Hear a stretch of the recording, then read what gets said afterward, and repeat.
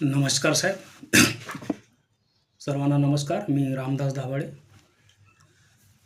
सध्या महाराष्ट्रामध्ये जे सामाजिक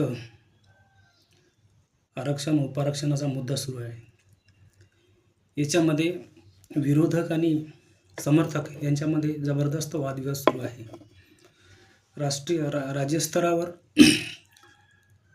विरोधक आणि समर्थक आपापल्या परीने आपले मुद्दे सादर करीत आहेत, परंतु सोशल मीडियामध्ये समर्थकातर्फे आणि विरोधकातर्फे जे मुद्दे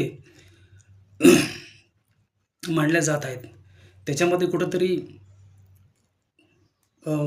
मला असं वाटते की डिटेल्सचा जो तपशीलवार जो अभ्यास द्यायला पाहिजे, जे पॉईंट्स सादर करायला पाहिजे, ते देण्यात येत नाही.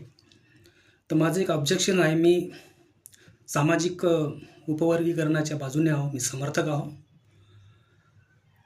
तर याच्यामध्ये जो विरोधकातर्फे अपप्रचार केला जात आहे, एक मुद्दा आहे की सामाजिक मातंग जात ही गुन्हेगार जात नव्हती, 1950च्या यादीमध्ये तिचं नाव नव्हतं, असं शिंगारे नावाचे कोणी जे व्यक्ती आहेत त्यांनी तो मुद्दा उठवलेला आहे. तर मला असं सांगायचं साहेब की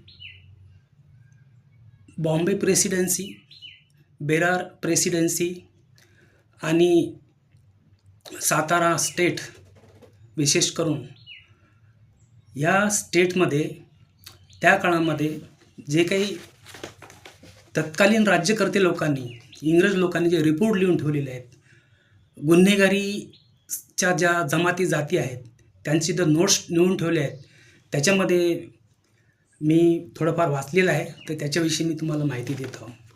कारण शिंगारे यांनी असं म्हटलेलं आहे की 1950च्या यादीमध्ये त्यांचं नाव नाही, ती यादी नसेल त्यांच्याकडे, परंतु आणखीन काही असे रिपोर्ट आहेत. बेरार स्टेट प्रोव्हिजन म्हणजे सेंट्रल प्रोव्हिजन, बॉम्बे प्रेसिडेन्सी आणि सातारा. तर याच्यामध्ये बॉम्बे प्रेसिडेन्सीचा एक रिपोर्ट आहे. त्या काळामधले जे सरकार होतं त्यांच्यामार्फत तो प्रसारित केलेला आहे 1908मध्ये. 1908मध्ये हा छापलेला आहे गव्हर्नमेंट सेंट्रल प्रेस 1908 बॉम्बे. आणि त्या रिपोर्टचं नाव आहे notes on criminal classes in the Bombay presidency. या प्रकारचा एक हा जो अहवाल आहे, त्या अहवालामध्ये ज्या जाती दिलेल्या आहेत, क्रिमिनल ज्या गुन्हेगारी स्वरूपाच्या जाती होत्या, त्याच्यामध्ये काही विदेशी जाती होत्या, काही स्थानिक जाती होत्या गुन्हेगारी स्वरूपाच्या, जे गुन्हे करत होते. तर त्याच्यामध्ये पहिली जात आहे देलीवाल